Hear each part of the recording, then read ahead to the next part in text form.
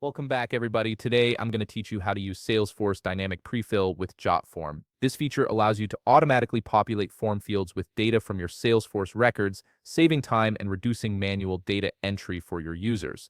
Also, if you're interested in business tools that could improve your workflow, I've dropped a few links in the description down below. To get started, open your web browser and navigate to jotform.com. Once you're on the homepage, you'll need to log in using your credentials. Enter your email and password to access your Jotform dashboard where all your forms are stored. After logging in, look to the upper left corner of the page where you'll see an option labeled My Workspace. Click on this, and from the drop-down menu that appears, select My Forms. This will take you to a view of all the forms you've created in your account. Now, browse through your forms and select the specific form you want to integrate with Salesforce. Once you've found it, click the Edit Form button.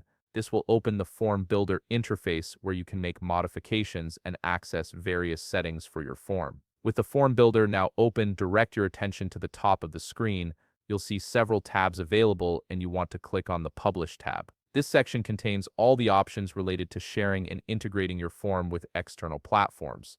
On the left side of the screen, you'll notice a panel menu with various publishing options. From this menu, click on Prefill. This is where you can set up automatic data population for your form fields using information from connected sources.